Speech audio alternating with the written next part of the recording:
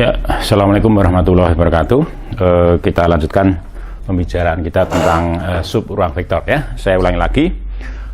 Suatu misalkan ya, jadi misalkan V suatu ruang vektor ya dengan penjumlahan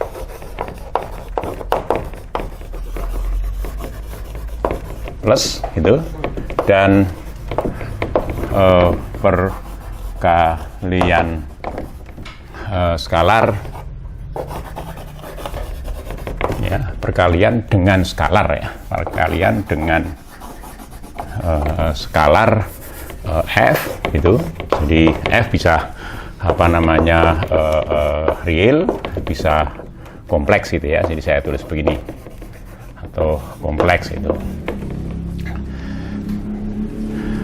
Selanjutnya ya, selanjutnya misalkan V itu subset di V gitu ya. Jadi V itu subhimpunan atau himpunan bagian di V ya, seperti yang sudah kita bahas di bagian sebelumnya. V disebut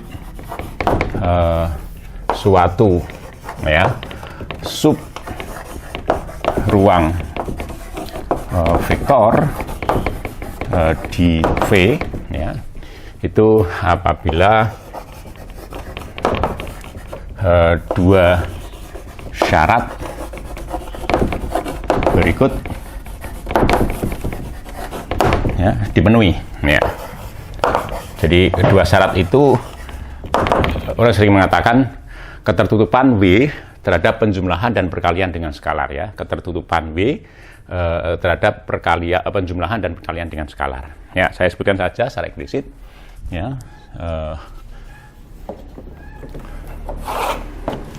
Yang pertama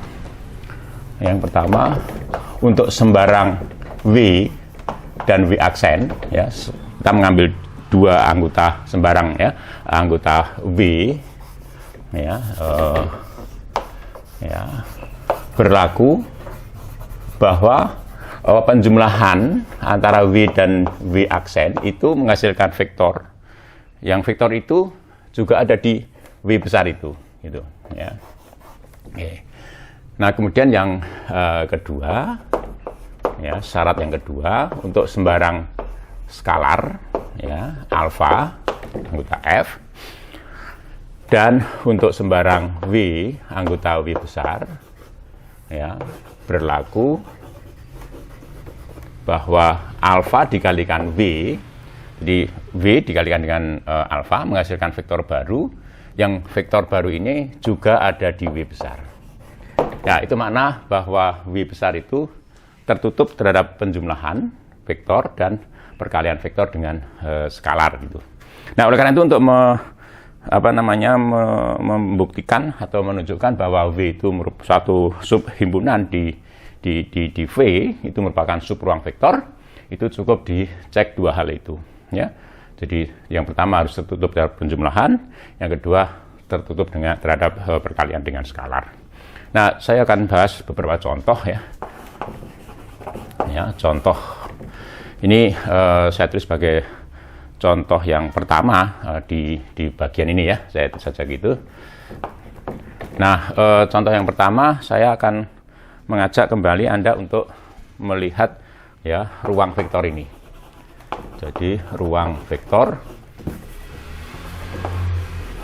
ya, yang dulu kita sebut sebagai CRC, himpunan yang beranggotakan semua fungsi ya kompleks dengan domain di R dan range-nya itu di C. Jadi fungsi yang bernilai kompleks dengan domain di R. Nah, fungsi-fungsi itu kontinu gitu ya. Jadi ini C itu mengatakan bahwa himpunan yang ada itu adalah himpunan yang beranggotakan semua fungsi-fungsi berdomain di R dengan range di C, yang fungsi-fungsi itu adalah fungsi-fungsi yang kontinu gitu. Nah, kemudian di dalam himpunan ini ya, saya memilih suatu subhimpunannya, ya, saya tulis sebagai ini C, ya, C IR atau SI, maaf ya, saya tulis SI itu CSI, ya, di sini saya tulis sebagai R, C itu.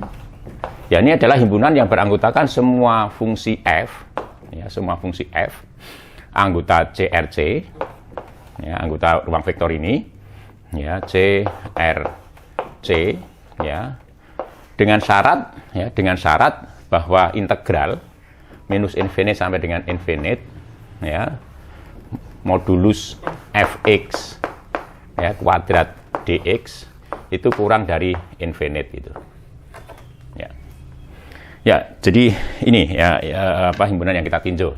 Jadi ini tentu saja CSI itu adalah subhimpunan di CRC. Ya, dari situ kelihatan dari definisi ini tampak bahwa C, ya, SI, ya, itu merupakan subhimpunan, ya, di CRC. Ya. Oke, jadi intinya begini, SI ini singkatan dari square integrable, ya. Jadi SI itu, ya, itu singkatan dari square integrable.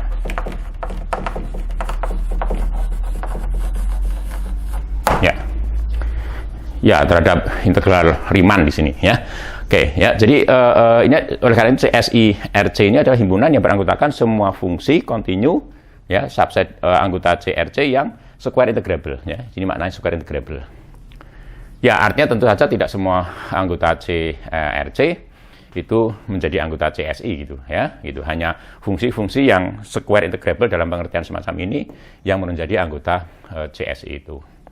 Nah, akan saya tunjukkan bahwa, ya, CSI RC itu merupakan sub ruang vektor, ya, di CRC.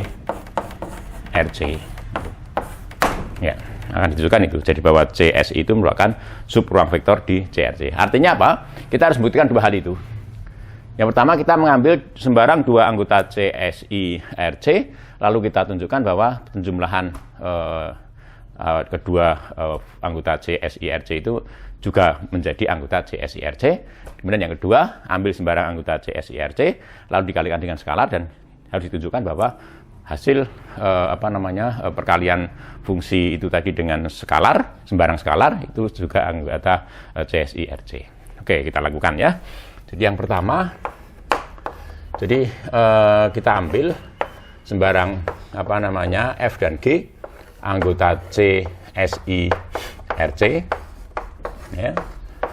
Lalu kita jumlahkan, ya. Dari sini kita jumlahkan F ditambah dengan G. Ya, pertanyaan sekarang, apakah ini anggota CSI RC gitu, ya. Jadi apakah ini merupakan anggota, ya, pertanyaan ini, ya. Jadi pertanyaan, apakah ini merupakan anggota CSI RC gitu, ya. Oke, nah ini yang harus dibuktikan gitu, ya. Jadi buktinya saya tulis di sini, ya. Begini, jadi bukti, ya, harus ditunjukkan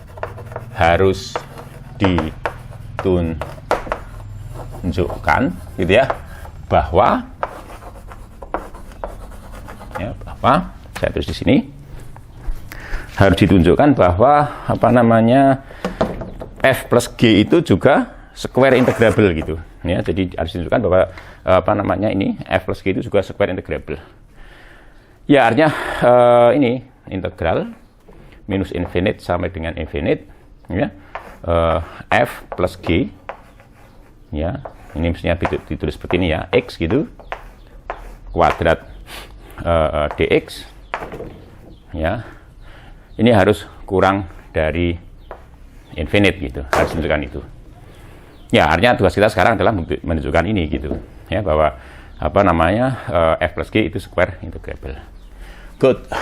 Ya, tentu saja integral ini bisa ditulis, ya, sebagai ini, integral minus infinite sampai dengan infinite fx ditambah dengan gx, ya, kuadrat dx gitu. Ya, jadi ini adalah modulus f plus g, fx plus gx dikuadratkan gitu. Nah, oleh karena itu tentu itu akan sama dengan integral minus infinite sampai dengan infinite.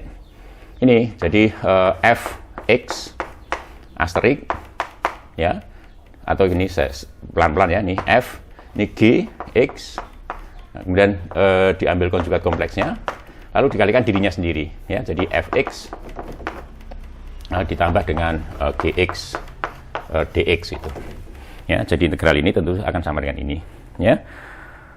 Oke, nah saya tulis di sebaliknya sana ya, kita butuh tempat yang agak longgar.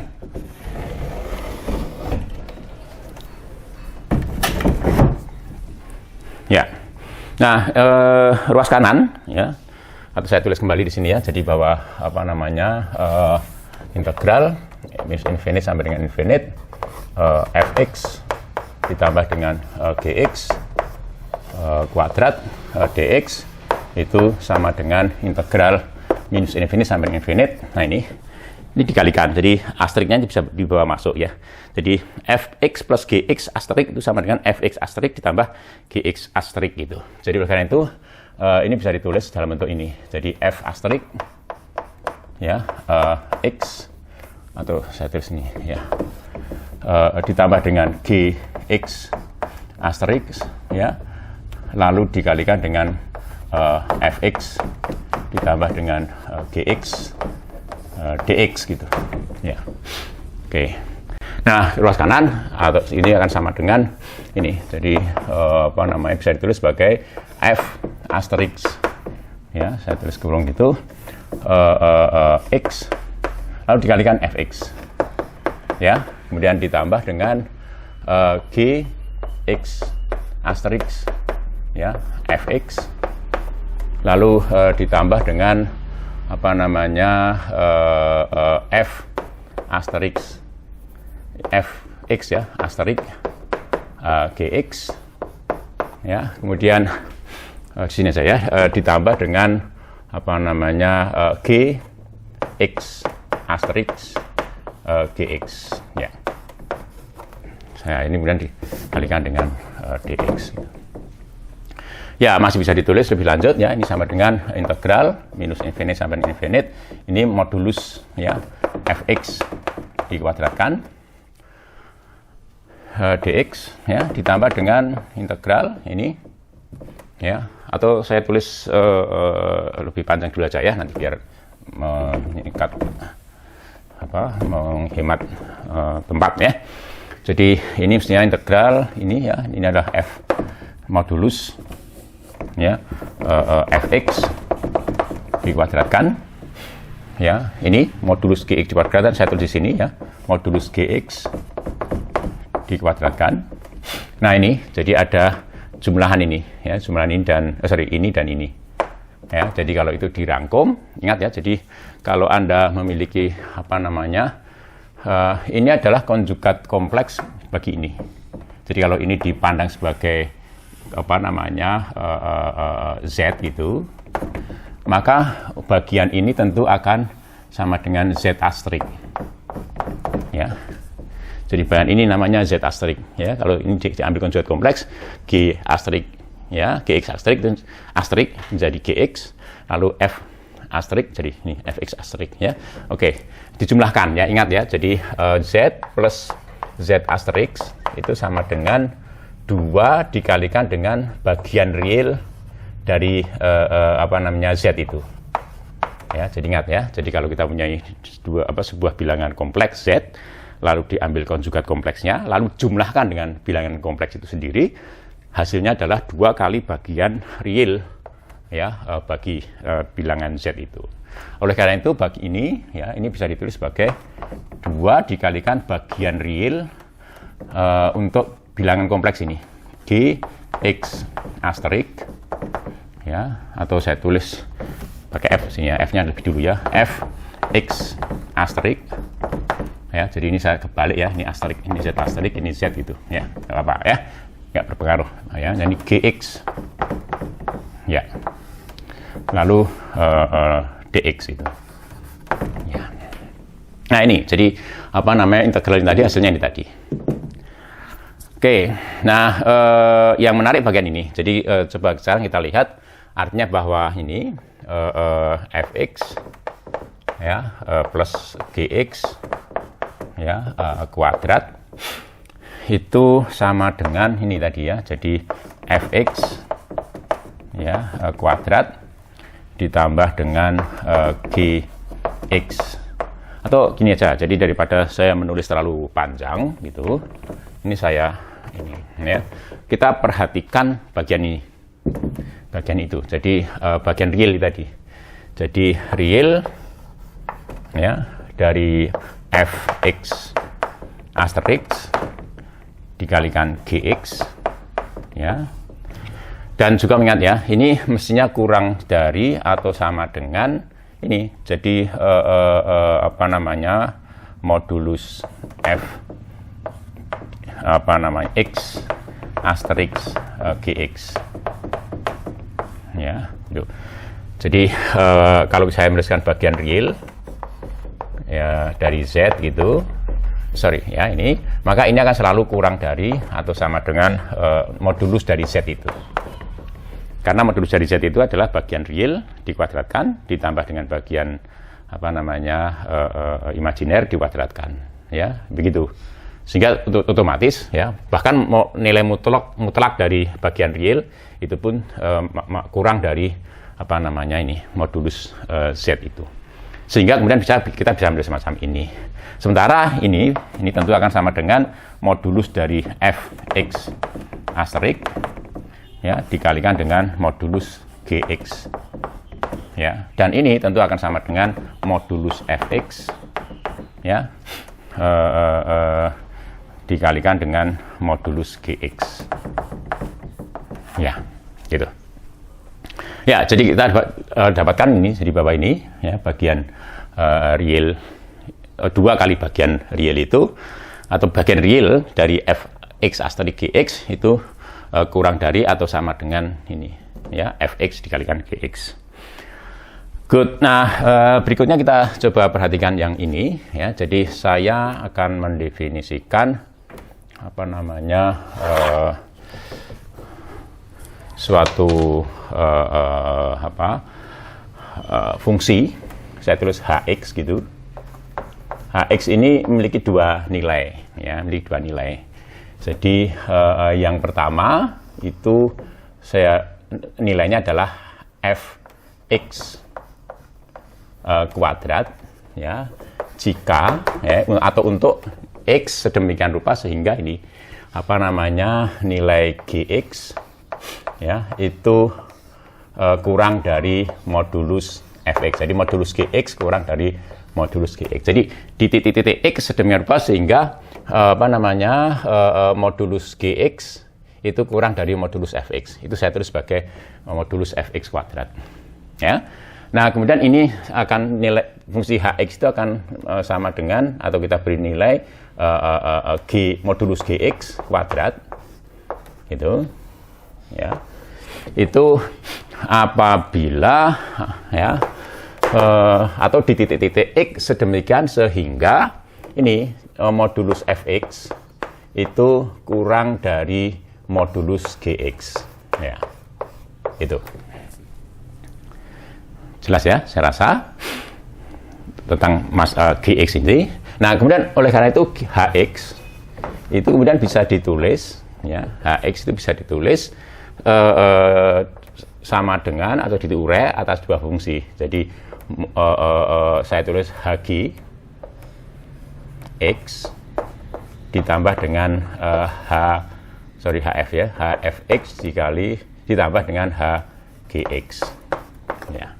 Bisa saya tulis seperti itu ya. Good.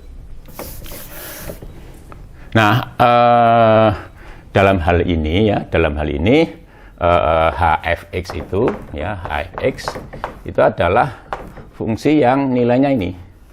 Jadi sama dengan apa fx kuadrat ya, modulus fx kuadrat ya, jika atau untuk x ya, untuk x ya dengan sifat ya, dengan ini bentar,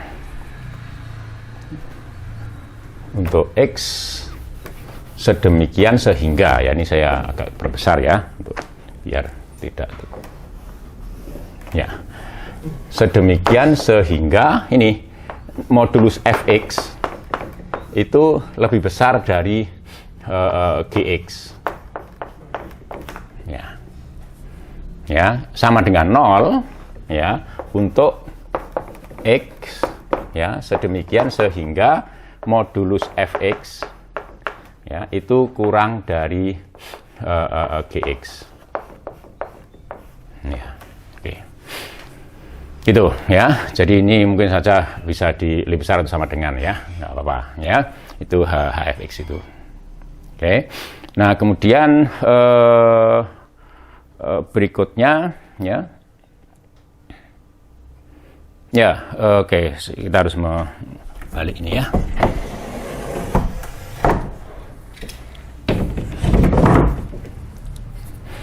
Kemudian Hg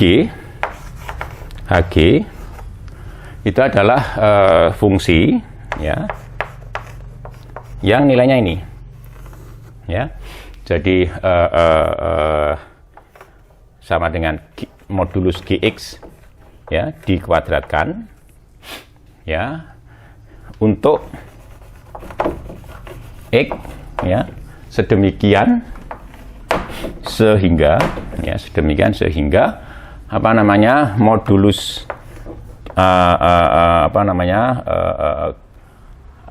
Fx atau Gx, maaf di sini, itu lebih besar dari Fx gitu ya. Kemudian ini sama dengan 0 untuk X sedemikian sehingga ini Gx ya, modulus Gx ya itu kurang dari atau sama dengan Fx gitu ya. Oke, jelas ya, saya rasa fungsi Hx semacam itu tadi kemudian bisa uraikan ya menjadi antara penjumlahan dua fungsi itu, Hfx dan Hgx itu ya, dimana Hfx itu seperti ini, nilainya sama dengan modulus Fx kuadrat ya, itu untuk X ya yang ini modulus Fx itu lebih besar atau sama dengan Gx, dan 0 itu untuk X sedemikian rupa sehingga modulus Fx itu kurang dari Gx. Sementara Hgx adalah ini ya. Oke, saya rasa jelas ya. Oke, dari situ kemudian kita lihat bahwa ini fungsi ini tadi ya, modulus Fx ya dikalikan dengan modulus Gx ya, itu selalu kurang dari atau sama dengan fungsi Hx ya, Hx itu ya, dan ini tentu saja sama dengan tadi fungsi Hfx ditambah dengan fungsi Hgx. Jelas ya secara saya. Jadi perkalian antara Fx Gx itu kurang dari ini ya, kurang dari Hfx ditambah dengan Hgx. Akibatnya kemudian ya, oleh karena itu dari ini kita dapatkan ungkapan ini ya. Jadi kita bisa masukkan ke dalam ungkapan integral itu ya, bahwa integral minus infinite sampai dengan infinite ya, modulus Fx ditambah dengan Gx ya kuadrat dx itu kurang dari atau sama dengan integral minus infinite sama dengan infinite ya, jadi modulus Fx kuadrat dx ya, lalu ditambah dengan integral minus infinite sampai dengan infinite itu ya, Gx ya, modulus Gx kuadrat dx, ya. Ini sampai di sini ya. Lalu ini, jadi karena tadi bahwa bagian real ini tadi kurang dari ini, dan ini masih kurang dari fungsi hx itu, ya. Maka kemudian kita bisa katakan bahwa integral yang itu kurang dari ini tambah ini, lalu ditambah lagi dengan integral 2 kali integral minus infinite sampai infinite tadi hx dx itu. Ya, jadi kita bisa tuliskan sebagai hfx dx, ya, ditambah dengan 2 kali integral minus infinite sampai infinite hgx dx gitu. Ya. Oke. Nah, kemudian ya, yang penting sebenarnya adalah bahwa kita ingin menunjukkan bahwa ini kurang dari infinite gitu. Ya, itu kurang dari infinite. Lihat di sini, ya. Integral ini jadi karena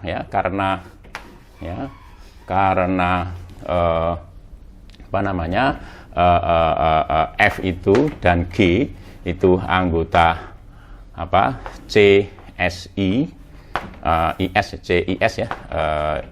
CSI ya, CSI RC gitu, maka tentu saja suku pertama dan suku kedua itu kurang dari infinite, ya. Jadi integral minus infinite sampai dengan infinite fx kuadrat dx itu kurang dari infinite. Demikian juga integral ini, integral minus infinite sampai dengan infinite modulus gx dikuadratkan dx itu juga kurang dari infinite gitu. Jelas ya, itu. Nah, yang kemudian penting adalah ini, ya, dua integral ini, ya. Tapi itu akan sangat jelas, ya, kalau kita kemudian membandingkan antara fx dengan modulus fx kuadrat serta hgx dengan modulus gx kuadrat, ya. Oke, saya tulis di sini, ya. Sudah habis, harus dihapus. Ya, karena sekali lagi ya bisa dilihat bahwa hfx ya itu selalu kurang dari atau sama dengan modulus fx kuadrat, dan hgx ya itu selalu kurang dari atau sama dengan modulus gx dikuadratkan, ya. Akibatnya ya integral ini juga finite gitu, ya. Jadi akibatnya maka ya karena modulus ini integral ini dan integral itu kurang dari infinite, maka tentu integral fx dx ya, dari minus infinite sampai infinite itu kurang dari infinite, dan juga ini integral hgx ya dx itu juga kurang dari infinite, ya. Nah, oleh karena itu secara keseluruhan ya semua integral yang ada di ruas kanan itu kurang dari infinite gitu, ya. Jadi oleh karena itu bisa diambil kesimpulan secara umum bahwa integral minus infinite sampai infinite f x ditambah dengan gx ya kuadrat dx itu kurang dari infinite. Artinya ya bahwa f plus g itu anggota c si r c gitu, ya. Bahwa f plus g pun juga merupakan fungsi kontinu yang square integrable gitu. Good ya, itu sifat yang pertama atau syarat yang pertama dipenuhi, ya. Kemudian kita lihat syarat yang kedua, ya. Jadi artinya kalau harus ditunjukkan bahwa integral minus infinite sampai dengan infinite, saya tulis ya. Jadi syarat yang kedua, ya, untuk setiap alfa anggota c gitu, dan ya untuk setiap f ya anggota c si rc ya harus ditunjukkan bahwa alfa f itu anggota C, SI, RC gitu. Ya, ini sama-sama mengatakan bahwa bagaimana dengan integral ini ya. Jadi integral alpha f x kuadrat dx. Nah, ini tentu akan sama dengan modulus alfa. Jadi ini alfa konstanta bisa dikeluarkan. Integral minus infinite sampai dengan infinite modulus fx ini kuadrat ya, dikuadratkan dx. Nah, berhubung fx itu anggota CSI RC, maka ini finite ya, jadi saya suruh kemudian finite ya. Oke, terbukti ya.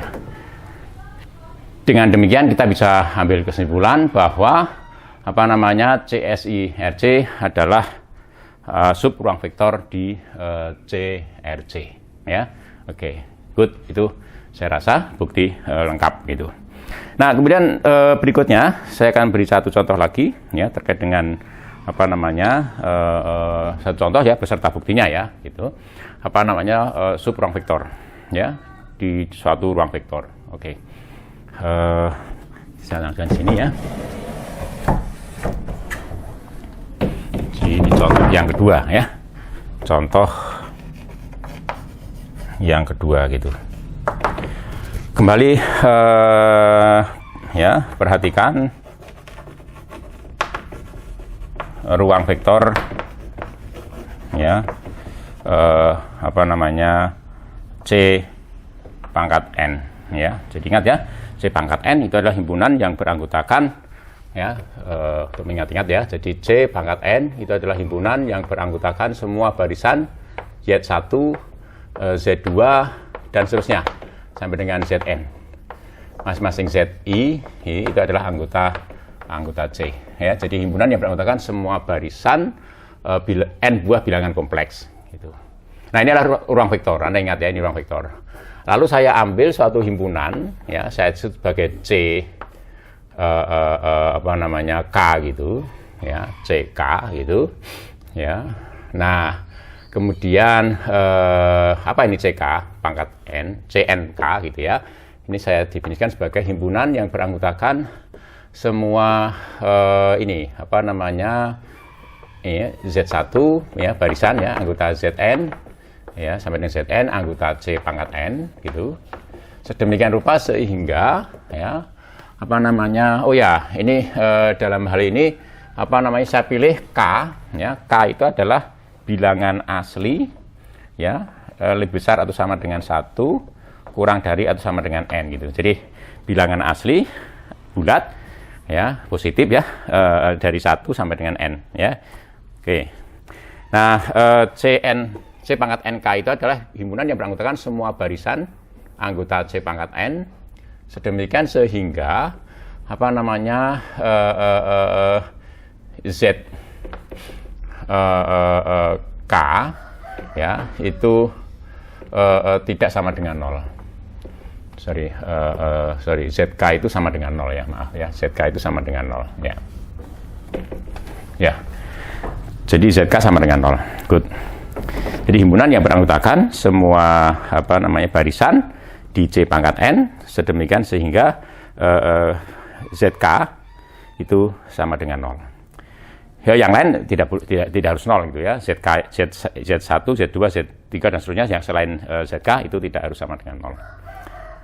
Good, itu ya. Jadi oleh karena itu kalau ya jika zeta sama dengan Z1 dan seterusnya sampai dengan Zn ya, itu anggota CNK, maka zeta itu dapat ditulis ya, ditulis sebagai ini. Jadi Z1, Z2 sampai dengan ZK gitu, ZK min 1 ya. Lalu di sini 0 ya, kemudian ini ZK plus 1 dan seterusnya ya sampai dengan Zn. Ya, secara umum bisa ditulis seperti itu kalau zeta itu ya anggota CNK ya. Oke, akan saya tunjukkan bahwa C NK itu merupakan sub ruang vektor ya di C pangkat n gitu. Ya, jadi artinya dua aksioma itu harus dibuktikan. Jadi dua aksioma sub ruang vektor itu harus dibuktikan ya, bahwa C NK itu tertutup terhadap penjumlahan dan perkalian dengan skalar di Cn ya. Oke, yang pertama ya, ambil sembarang ya. Jadi untuk setiap zeta ya, katakanlah ini sama dengan Z1 sampai dengan Zn gitu ya. Kemudian zeta aksen ini sama dengan Z aksen 1 ya, sampai dengan Z aksen n. Ini keduanya anggota CNK ya. Nah, kemudian harus ditunjukkan bahwa zeta ya ditambah dengan zeta aksen itu juga anggota CNK gitu ya. Buktinya di sini ya. Bukti ya, karena zeta dan zeta aksen itu anggota CNK, maka tentu saja ungkapan ini zeta ditambah dengan zeta aksen itu bisa ditulis sebagai jumlahan ini Z1 ini ZK min 1, 0, ZK plus 1 gitu ya, sampai dengan Zn ditambah dengan ya, jadi ungkapan ini zeta ditambah dengan zeta aksen bisa ditulis seperti ini ya. Jadi ini zeta Z aksen 1 sampai dengan Z aksen K min 1, 0 ya, Z aksen K plus 1, sampai dengan Z aksen Z aksen N ya. Oke. Nah, dari ini tentu saja Anda bisa lihat dengan mudah ya, bisa dihitung dengan mudah bahwa ini sama dengan Z1 ditambah dengan Z aksen 1 ya. Lalu Z2 ditambah dengan Z aksen 2 ya, terus sampai dengan ini ZK min 1 ditambah dengan Z aksen K min 1, 0 ditambah 0 hasilnya 0 ya, ZK plus 1 ditambah dengan Z aksen K plus 1, ya, nanti sampai dengan Zn ditambah dengan Z aksen N gitu ya. Nah, lihat di sini hasilnya adalah barisan n buah bilangan kompleks dengan suku ke K itu juga 0 gitu. Artinya ini menunjukkan bahwa semuanya itu adalah anggota dari CNK gitu. Oke, itu yang pertama ya. Kemudian tentu masih harus dibuktikan ya sifat atau syarat yang kedua dipenuhi gitu ya. Jadi aksioma yang kedua juga dipenuhi. Ya. Oke. Ya, itu tentu juga tidak sulit ya buktikan itu ya. Jadi aksioma yang kedua ya, untuk setiap alfa anggota C dan zeta ya, katakanlah ini Z1 dan seterusnya Zn, ini anggota CNK itu ya. Maka tentu saja alfa zeta itu bisa ditulis sebagai perkalian antara alfa dengan ini Z1, Z2, lalu ZK min 1, lalu 0 ya, ini ZK nya sama dengan 0, lalu ZK plus 1 sampai dengan Zn gitu ya. Nah, ini kalau dihitung tentu ini sama dengan alfa Z1, alfa Z2 sampai dengan alfa ZK min 1 ya, alfa dikalikan 0 itu 0, kemudian alfa ZK plus 1 dan seterusnya sampai dengan alfa Zn. Oke, lihat ya. Jadi didapatkan barisan n buah bilangan kompleks yang suku nomor K itu 0 gitu. Nah, ini artinya bahwa alfa zeta itu ada di dalam CNK juga. Nah, oleh karena itu, karena kedua sifat atau syarat aksioma subruang vektor itu dipenuhi, maka terbukti bahwa CNK merupakan subruang vektor di CN gitu. Oke, cukup jelas ya, saya rasa tentang masalah ini. Nah, kemudian contoh-contoh yang lain ya akan saya sebutkan, tetapi tidak perlu dibuktikan ya. Jadi ini saya tulis saja di sini contoh-contoh lain ya, contoh lain gitu ya. Good. Jadi yang pertama saya tinjau misalkan x0 itu suatu bilangan real ya. Kemudian dituliskan ya sebagai ini, jadi ditinjau himpunan yang saya akan tulis sebagai C x0 RC gitu ya. Ini adalah himpunan yang beranggotakan semua fungsi f anggota C RC ya, sedemikian sehingga fx0 ya itu sama dengan 0 itu ya. Jadi himpunan yang beranggotakan semua fungsi kontinu bernilai kompleks domainnya R yang nilainya 0 di X sama dengan X0 ya. Oke, nah ini tentu saja adalah subhimpunan di dalam ruang vektor C RC itu ya. Oke ya, jadi ini adalah subhimpunan atau himpunan bagian di ruang vektor C RC itu.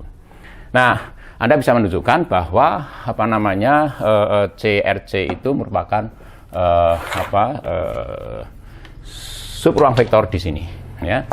Ya, ungkapannya begini, bahwa CX0 RC ya itu merupakan sub ruang vektor di ruang vektor CRC. Ya, tidak saya buktikan ya, Anda bisa lakukan pembuktian sendiri ya untuk latihan. Kemudian contoh yang berikutnya, yang kedua ya, ditinjau himpunan berikut ya. Jadi C infinite RC gitu ya. Nah, ini adalah himpunan yang beranggotakan semua fungsi f ya, anggota CRC juga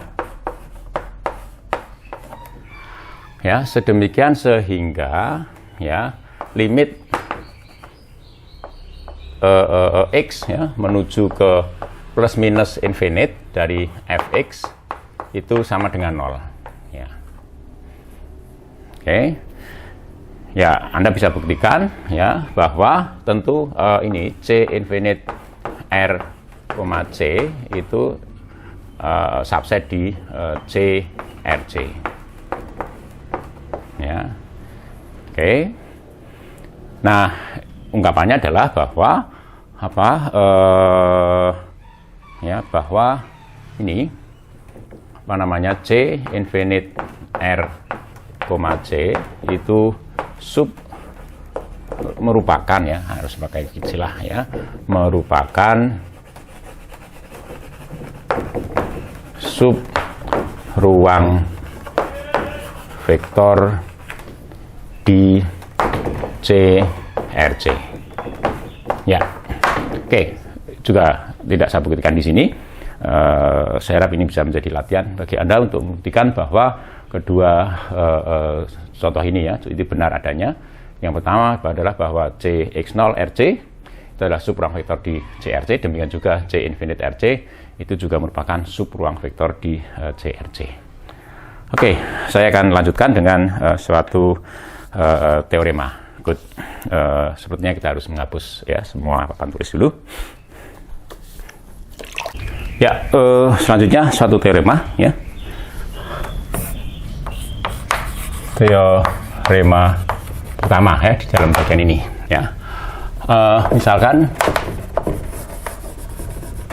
V suatu ruang vektor ya dengan penjumlahan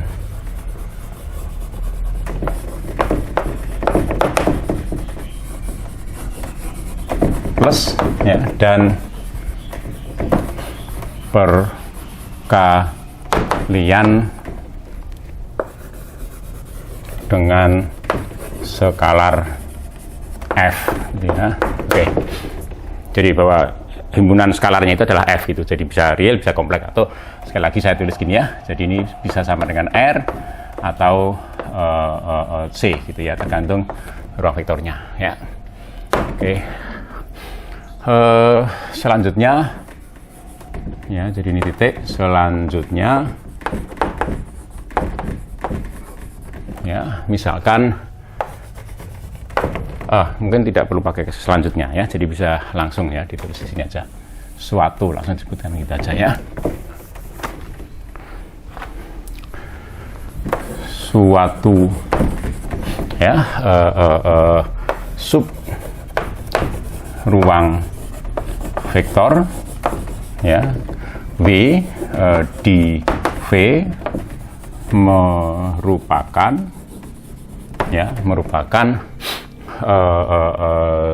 ruang vektor yang merupakan suatu ruang vektor dengan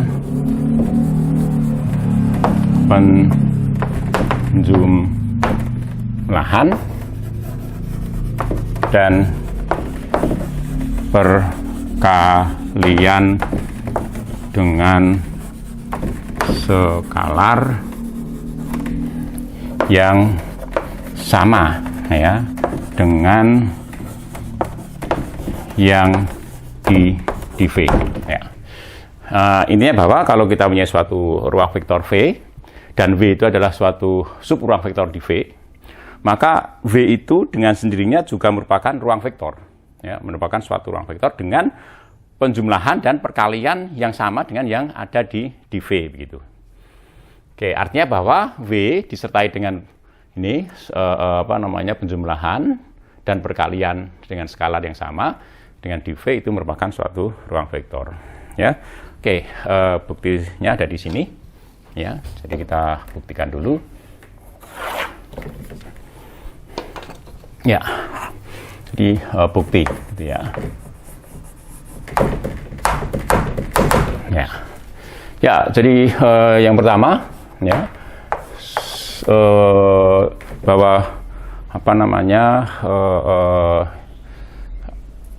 ya tentu karena penjumlahan dan perkalian dengan skalar itu tertutup di V, maka yang harus dibuktikan tinggal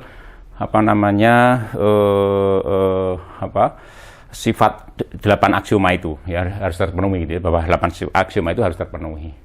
Jadi yang sifat yang pertama ya, aksioma yang pertama bahwa penjumlahan bersifat asosiatif gitu. Ya itu jelas ya, karena penjumlahan yang ada di V juga merupakan penjumlahan yang ada di V. Ya di V sudah ditunjukkan itu asosiatif ya. Jadi ini saya tulis sudah jelas. Ya, sudah jelas. Kemudian aksioma yang kedua ya, penjumlahan bersifat komutatif. Ya, ini juga sudah jelas. Kenapa? Karena penjumlahan yang ada di V juga merupakan penjumlahan yang ada di V, otomatis juga komutatif. Ya, sudah jelas. Kemudian yang ketiga, sifat yang ketiga ya. Jadi adanya elemen netral terhadap penjumlahan atau adanya vektor 0 di situ. Oke, ya apa namanya, kalau kita mengambil ya sembarang untuk setiap V anggota untuk setiap V ya, V dulu. Untuk setiap V anggota V besar ya, maka bisa ditunjukkan ya, tentu saja V itu sama dengan V ya, tidak ada yang membantah ini ya. Jadi untuk setiap V anggota V besar, maka V itu sama dengan V. Nah, karena V itu ruang vektor, maka aksioma ke-8 termenuhi. Artinya bahwa V yang di sini bisa saya tulis sebagai 1 dikalikan dengan V gitu. Ya, 1 dikalikan dengan V. Ya, itu aksioma ke-8 itu. Nah, 1 ini kemudian bisa saya uraikan. 1 itu tentu 1 plus 0 gitu. Tidak saya membantah juga ya, karena di dalam bilangan real atau bilangan kompleks ya, 1 ditambah 0 itu sama dengan 1 gitu. Ya. Oke. Lalu digunakan sifat distributif terhadap perkalian ini ya. Jadi 1 dikalikan dengan V ya, ditambah dengan 0 dikalikan dengan V ya, itu sama dengan V. Ya, kembali 1 dikalikan V itu sama dengan V gitu ya. Jadi kalau saya tulis di sini 1 dikalikan V itu V. Ya, ditambah dengan 0 dikalikan V itu sama dengan V gitu. Ya, kedua ruas bisa dijumlahkan dengan minus V ya. Jadi kedua ruas ini bisa dijumlahkan dengan minus V.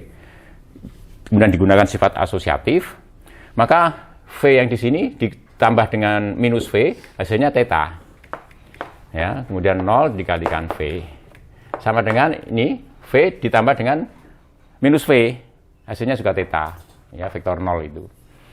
Nah, apapun vektornya, kalau ditambahkan dengan vektor 0, hasilnya adalah vektor itu sendiri. Jadi, artinya ruas kiri itu sama dengan 0 dikalikan V, sama dengan theta. Ya, jadi artinya bahwa vektor V sembarang, anggota V besar, kalau dikalikan 0, itu hasilnya adalah theta. Ya, tentu saja kita bisa mengambil sembarang V, anggota V besar, lalu kalikan dengan 0, itu hasilnya juga theta. Ya. Dari situ kita bisa mengambil kesimpulan bahwa kalau saya mengambil sembarang V, ya, lalu saya kalikan dengan bilangan 0, itu karena V itu juga anggota V, ya, maka ini hasilnya adalah vektor theta, vektor 0 gitu. Nah, berhubung sembarang anggota V, kalau dikalikan dengan sembarang skalar itu anggota V, maka theta ini adalah anggota V besar. Ya, oke. Jadi artinya bahwa di V besar ada vektor 0 gitu. Ya, ini yang penting. Jadi ini syarat yang ketiga dari ruang vektor itu. Ya, aksioma ketiga untuk penjumlahan ya di dalam ruang vektor itu terbukti itu. Nah, kemudian syarat yang keempat untuk disebut sebagai ruang vektor, kita ambil ini untuk sembarang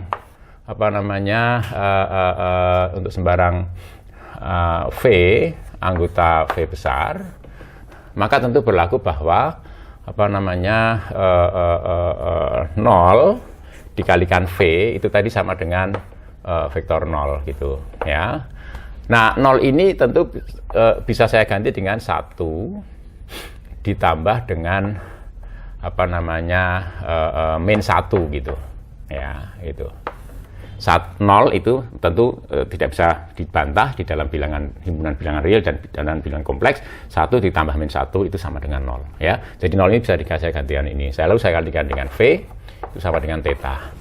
Nah, ini tentu dari sifat sebelumnya itu tadi ya.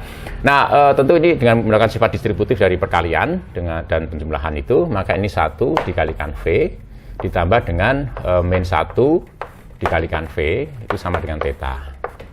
1 dikalikan V itu sama dengan V ya, ditambah dengan min 1 dikalikan V itu sama dengan theta. Nah, kemudian kedua ruas ya ditambah dengan minus V ya. Jadi ruas kanan theta ditambah minus V, hasilnya adalah minus V. Ruas kiri ditambah minus V, lalu digunakan sifat asosiatif dan komutatif ya, maka V ditambah dengan minus V itu theta gitu.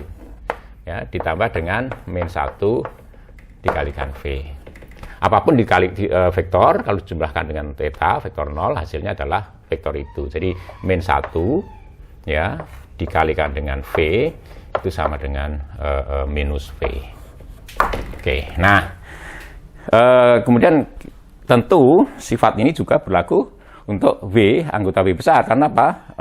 Jika V itu anggota V besar, maka V itu juga anggota V besar. Ya, jadi dengan demikian, ya saya tulis di sini untuk ya ini saya garis saja ya biar jelas ya.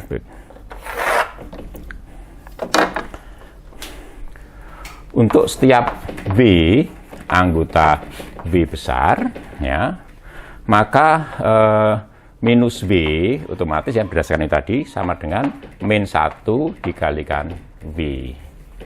Nah, ingat bahwa karena V itu subruang vektor, maka perkalian anggota-anggota V dengan sembarang skalar itu juga anggota V. Artinya apa?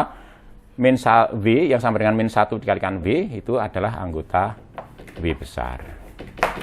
Ya, kita lihat bahwa jika V kecil itu anggota V besar, maka minus V anggota V besar. Nah, ini sifat yang atau syarat atau aksioma yang keempat juga dipenuhi. Nah, kemudian aksioma kelima, ya saya rasa sudah jelas ya, mudah sekali dibuktikan, ya sudah jelas, ya karena sifat itu menyangkut hanya perkalian dengan skalar ya, sementara perkalian dengan skalar itu tertutup di V, otomatis sifat ke-5, ke-6, ke-7 dan ke-8 sudah jelas ya, ini sudah jelas. Sifat ke-7 juga sudah jelas. Ya, kemudian sifat ke-8 ya juga sudah jelas. Ya, artinya sudah jelas itu bahwa tidak perlu dibuktikan. Ya, good. Ya, dengan demikian teorema 1 terbukti ya, bahwa setiap subruang vektor dalam suatu ruang vektor dengan sendirinya merupakan suatu ruang vektor dengan struktur ruang vektor yang sama dengan yang ada di induknya gitu ya. Good.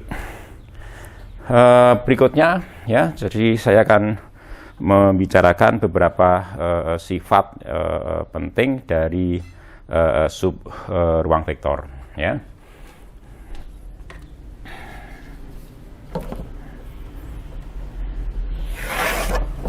Ya.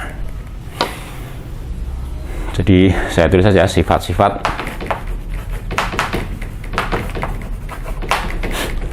sub ruang vektor.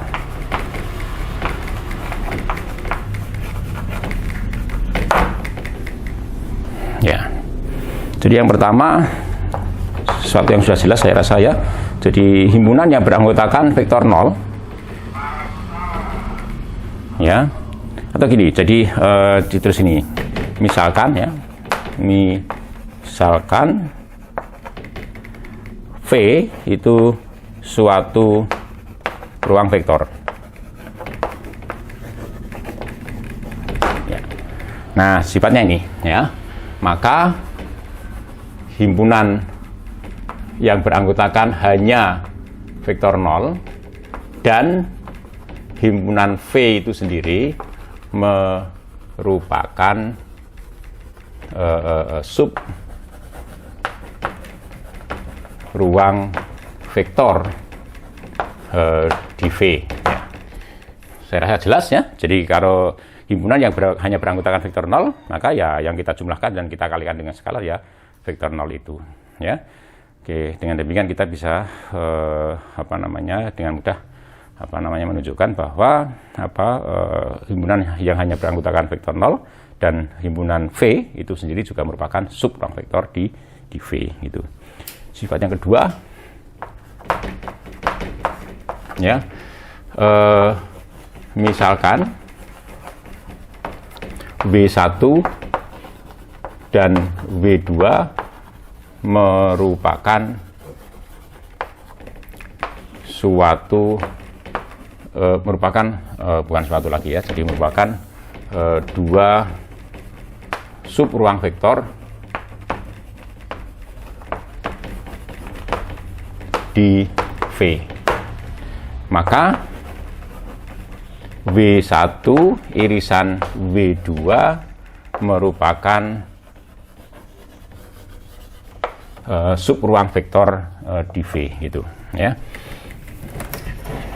Jadi irisan antara dua buah sub ruang vektor di suatu ruang vektor juga merupakan sub ruang vektor di ruang vektor itu ya. Jadi maka W1 irisan W2 merupakan sub ruang vektor di V gitu. Oke, tidak sulit ya membuktikan sifat yang kedua itu ya. Jadi bukti saya tulis di sini ya buktinya ya. Jadi ada dua bukti yang harus disodorkan ya. Jadi bahwa W1 irisan W2 itu tertutup terhadap penjumlahan dan perkalian dengan skalar ya. Jadi artinya syarat yang pertama kita ambil sembarang W dan W aksen anggota W1 irisan W2 gitu.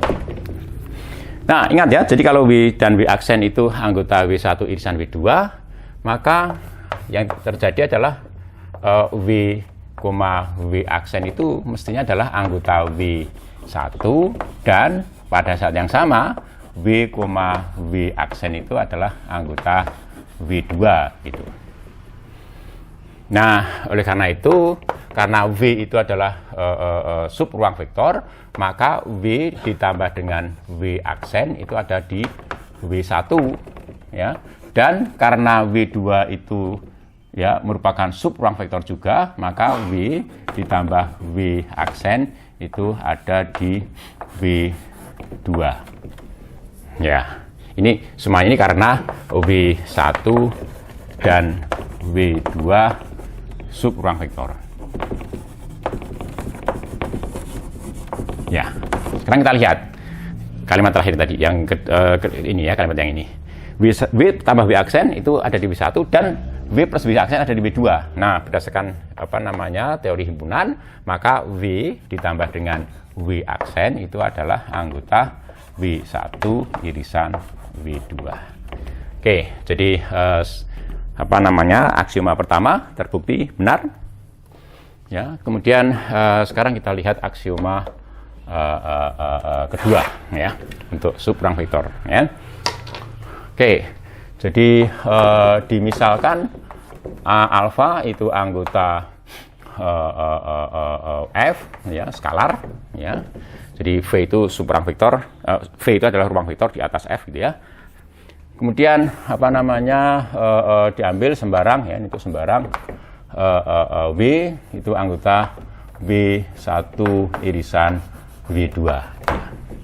Nah, sekali lagi seperti tadi, karena W1 itu adalah anggota dari W1 irisan W2, maka W itu adalah ya anggota W1 dan pada saat yang sama W juga merupakan anggota W2 ya. Jadi kalau anggota irisan itu irisan dua buah himpunan, maka menjadi anggota keduanya gitu ya. Oke, jadi nah kemudian sekali lagi karena W1 dan W2 sub ruang vektor di V ya, maka tentu saja alfa W itu ada di W1 dan alfa W itu ada di W2 ya.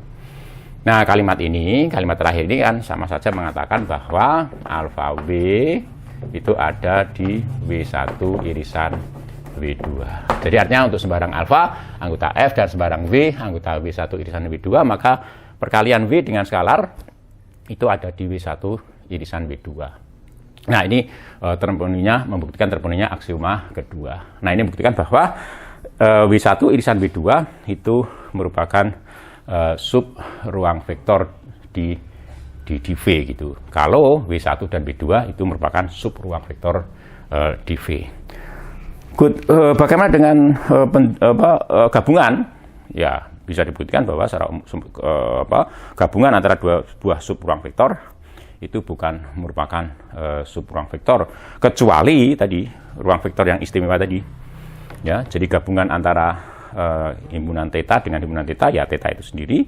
Gabungan V dengan V itu juga merupakan ruang vektor itu sendiri, atau gabungan antara suatu sub ruang vektor dengan dirinya sendiri secara umum merupakan sub ruang vektor juga. Ya, sama dengan sub ruang vektor itu gitu. Tetapi kalau kita memiliki dua buah sub ruang vektor yang berbeda lalu kita gabungkan, ya secara umum bukan merupakan sub ruang vektor. Tapi kalau kita memiliki sembarang ya sub ruang vektor, ya jumlahnya juga sembarang, lalu kita kita iriskan semuanya, maka hasil irisan sub ruang vektor itu juga merupakan sub ruang vektor di ruang vektor yang kita tinjau.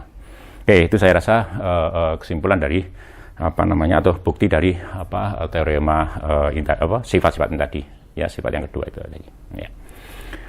Good. Berikutnya kita menginjak ya tema atau sub pembicaraan yang lain, yakni terkait dengan sesuatu yang penting ya nanti ke depan ya ketika kita membahas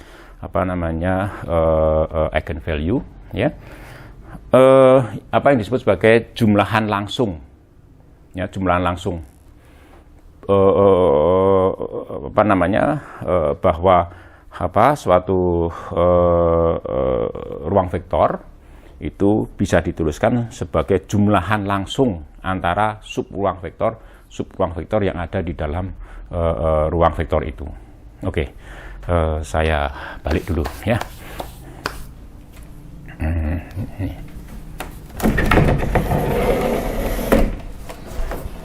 Oh, ini sudah ada ya.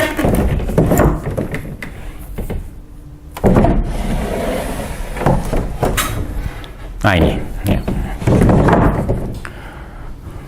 Oke, jadi definisi ya, definisi. Sekali lagi, misalkan V suatu ruang vektor,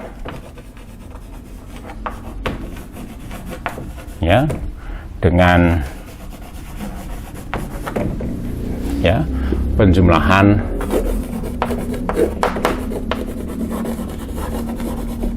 plus gitu ya, ini dengannya terlalu rendah ya, dengan ya. Dan perkalian dengan skalar F ya, tadi saya tulis sama dengan R atau C gitu ya. Good. V ya, ruang vektor V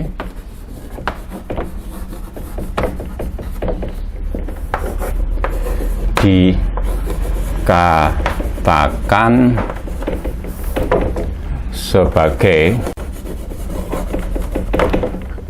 jumlahan langsung ya, jumlahan langsung antara sub ruang vektor W1 dan W2 di V apabila kedua syarat berikut dipenuhi.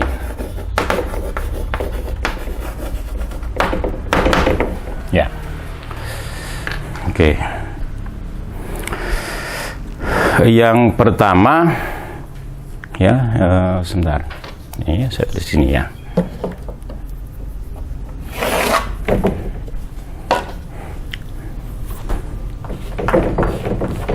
W1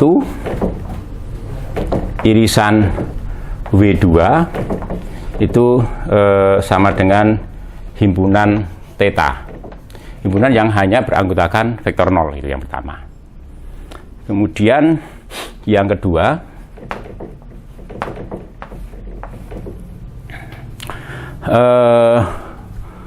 untuk setiap V anggota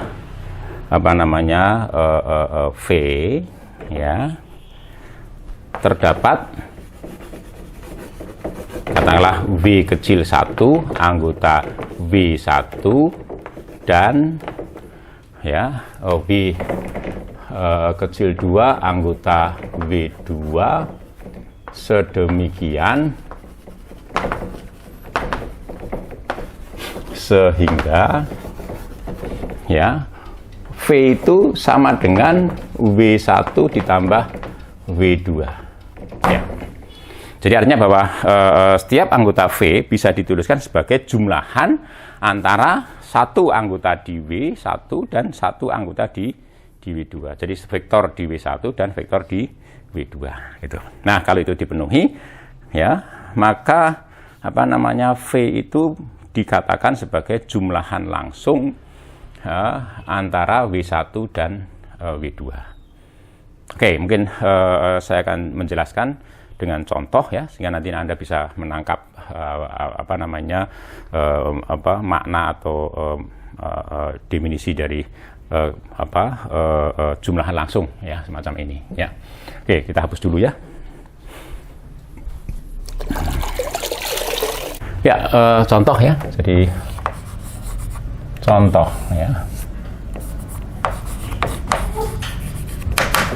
Saya akan mengambil R pangkat 3 ya. Masih ingat ya? Jadi R pangkat 3 himpunan yang beranggotakan semua vektor posisi bagi titik-titik yang ada di dalam ruang 3 dimensi ya. Nah, di R pangkat 3 itu ya terdapat dan sudah saya bicarakan sub ruang vektor yang saya tulis sebagai ini XY ya. Himpunan yang beranggotakan semua vektor posisi bagi titik-titik yang ada pada bidang XY ya. Sehingga kemudian Anda tahu bahwa kalau R itu adalah anggota R pangkat 3 XY, maka R itu bisa ditulis sebagai ini XY ditambah dengan ZJ ditambah dengan 0K ya. Jadi komponen Z-nya itu sama dengan 0 gitu. Nah, kemudian saya bisa menuliskan jadi R atau saya tulis sebagai SBZ ya. Himpunan yang beranggotakan semua vektor-vektor posisi bagi titik-titik yang ada pada sumbu Z gitu. Ya, ini kalau saya tuliskan sebagai himpunan yang beranggotakan semua vektor posisi ya di dalam R ya. Jadi R sama dengan XY ya ditambah YJ ditambah dengan ZK gitu ya, anggota R pangkat 3 sedemikian sehingga X itu sama dengan Z itu sama dengan 0 gitu ya. Oke, sehingga kalau saya jika R itu anggota SBZ itu, maka R itu bisa ditulis sebagai 0I ditambah dengan 0J ditambah dengan 0K gitu. Nah, saya akan tunjukkan bahwa R pangkat 3 itu bisa ditulis sebagai jumlahan langsung. Oh ya, saya lupa menuliskan ya. Jadi jumlahan bahwa V ya, saya di sini aja ya. Bahwa V merupakan jumlahan langsung antara ya V1 dan V2 akan ditulis atau hendak ditulis sebagai ini V sama dengan V1 plus lingkaran gini ya V2 gitu.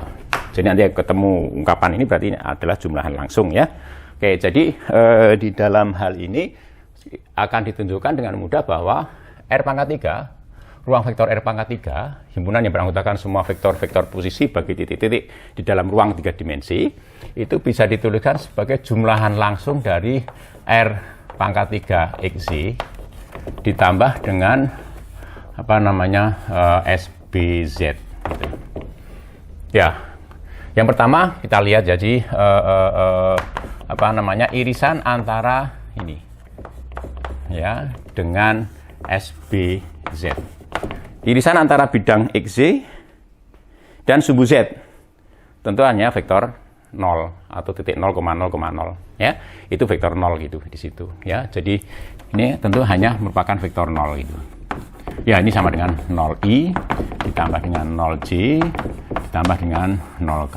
Ini saya rasa bisa dilihat di sini, ya. Jadi kalau R itu anggota SBZ, maka R itu sama dengan 0i, 0j, 0k. Kalau R itu anggota R pangkat 3 XZ itu XI plus YJ plus 0K. Tentu saja hanya vektor 0 yang merupakan anggota R pangkat 3 XZ dan SBZ, ya.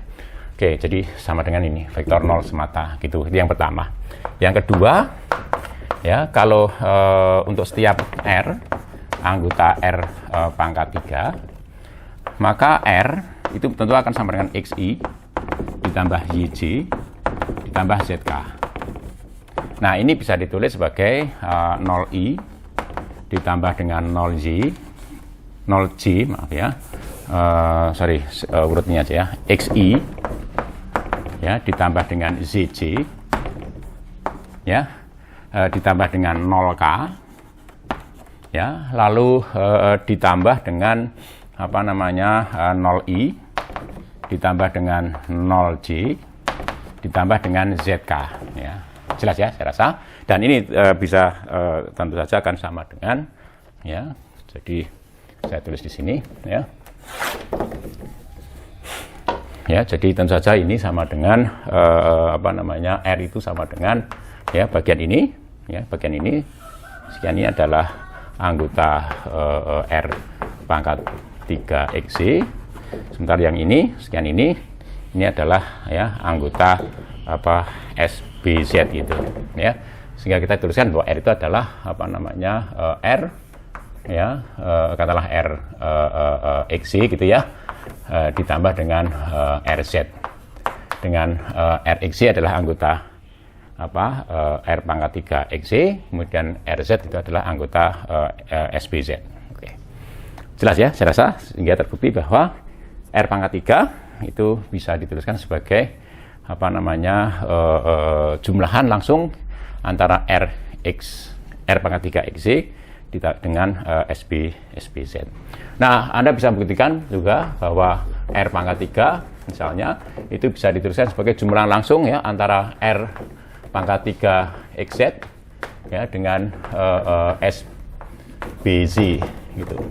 Jadi ini sumbu Z, vektor-vektor posisi yang menunjuk titik-titik yang ada di sepanjang sumbu Z gitu, ya. Dijumlahkan langsung dengan vektor-vektor posisi yang bagi titik-titik yang ada pada bidang XZ gitu. Nah, R pangkat 3 juga bisa dituliskan sebagai jumlahan langsung dari R pangkat 3 ZZ, ya, ditambah dengan SBX, ya. SBX adalah himpunan vektor-vektor posisi bagi titik-titik yang ada di sepanjang sumbu X itu. Nah, kita juga bisa menuliskan bahwa R pangkat 3 itu bisa dituliskan sebagai jumlahan langsung dari sumbu X, ya, sumbu Z dan sumbu Z gitu, ya. Ya, gitu ya, karena irisan antara sumbu X, sumbu Z hanya di titik 0,0,0, ya. Itu adalah artinya vektor posisinya adalah vektor 0 gitu, ya. Oke, ini, ya, jadi yang dimaksud dengan jumlahan langsung itu semacam itu gitu, ya. Good. Nah, kemudian contoh berikutnya, ya. Ya, sebelum menginjak contoh berikutnya, tentu saja nanti kalau Anda memiliki sembarang 3 garis, ya, di ruang 3 dimensi itu, ya, sembarang sumbu, ya, sembarang 3 sumbu yang tidak berimpit, ya, maka ruang vektor R pangkat 3 itu bisa dituliskan sebagai jumlah langsung antara ketiga sumbu-sumbu itu, ya. Tidak harus sumbu X, tidak harus sumbu Z, tidak harus sumbu Z gitu. Nah, kalau Anda punya bidang yang memuat titik 0,0, kemudian Anda memiliki sembarang sumbu yang tidak berada di bidang itu, maka ruang vektor R pangkat 3 itu bisa dituliskan sebagai jumlah langsung antara bidang yang Anda punya tadi dengan sumbu yang tadi, ya, yang tidak berimpit pada bidang itu, yang melalui titik 0,0,0 tentu saja, ya. Oke, itu tentang ruang vektor R pangkat 3, ya, dan bagaimana cara menuliskannya sebagai jumlah langsung antara subruang vektor yang ada di dalamnya. Oke. Nah, sekarang kita tinjau contoh yang lain, ya. Kita tinjau contoh yang lain. Ruang vektor C pangkat n, ya, ruang vektor C pangkat n. Jadi ini contoh juga, ya, C pangkat n. Ya, himpunan yang beranggotakan semua himpunan yang beranggotakan semua barisan n buah bilangan kompleks gitu. Nah, tadi kita sudah perkenalkan CNK tadi, ya, CNK, himpunan yang beranggotakan semua barisan n buah bilangan kompleks dengan suku ke K itu sama dengan 0 gitu, ya. Jadi ini tadi K itu adalah bilangan asli, ya, antara 1 sampai dengan n tadi, ya. Oke, nah sekarang kita definisikan CNK, 0 itu. Jadi ini himpunan yang beranggotakan semua zeta, ya, misalnya Z1, Z2 sampai dengan Zn, ya, anggota C pangkat n. Sedemikian sehingga ZI sama dengan 0, ya, ZI sama dengan 0 kecuali untuk I, ya, untuk I yang tidak sama dengan K gitu. Ya. Ya, tentu saja kalau zeta itu anggota CNK, 0, ya, maka zeta itu bisa ditulis sebagai, ya, kalau zeta sama dengan Z1 sampai dengan Zn, ya, itu anggota CNK, 0, maka zeta itu mestinya bentuknya seperti ini, 0,0 gitu, ya. Ya, ini suku ke ini ZK gitu, ya, 0 gitu. Ya.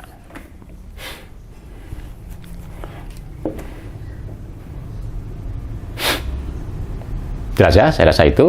Jadi zeta bentuknya semacam ini. Itu kalau zeta itu anggota CNK, 0 gitu.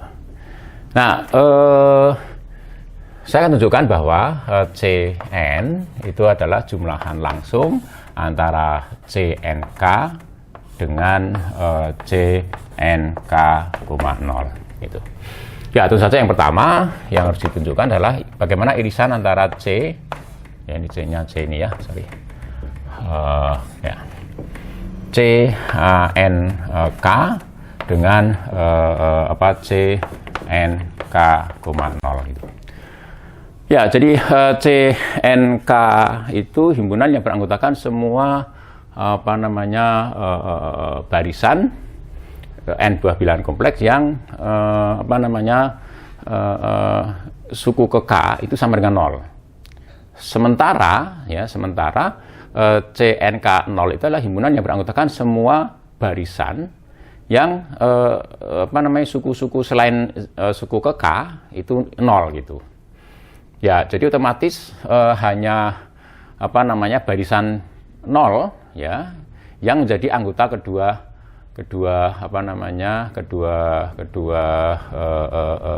himpunan itu gitu, ya. Ya, hanya vektor 0, ya, yang tidak lain barisan bilangan-bilangan 0, ya, n buah bilangan 0 yang menjadi anggota keduanya. Jadi artinya bahwa ini, ya, himpunan yang beranggotakan ini 0,0,0, ya. Ya, semuanya 0 gitu, ya, yang kemudian kita sering itu sebagai theta itu, ya. Oke. Terus, jadi syarat pertama dipenuhi, ya, syarat pertama dipenuhi, ya. Kemudian yang kedua, ambil zeta itu sembarang anggota Cn, C pangkat N gitu. Ya, artinya kemudian zeta itu mestinya bisa ditulis sebagai Z1, Z2 gitu ya. Dan seterusnya, kemudian K min 1, lalu ZK gitu ya. Kemudian ZK plus 1, terus sampai dengan Zn gitu. Nah, oleh karena itu kemudian zeta itu bisa saya tuliskan di sini ya. Jadi selanjutnya maka zeta ini ya itu bisa saya tulis ya sebagai Z1, Z2 sampai dengan ZK min 1,0 gitu ya. Lalu ZK plus 1, dan seterusnya sampai dengan Zn ya, ditambah dengan ini 0,0 sampai dengan nanti ZK ya, 0 sampai dengan ini. Ya. Jelas ya, saya rasa. Nah, bagian ini adalah anggota dari CNK ya, dan ini adalah anggota dari CNK,0 ya, gitu ya. Good. Jadi dengan demikian maka zeta itu bisa ditulis sebagai jumlah langsung antara ya katakanlah zeta apa ini saya sebut sebagai zeta K gitu ya, ditambah dengan apa namanya zeta K,0. Oke.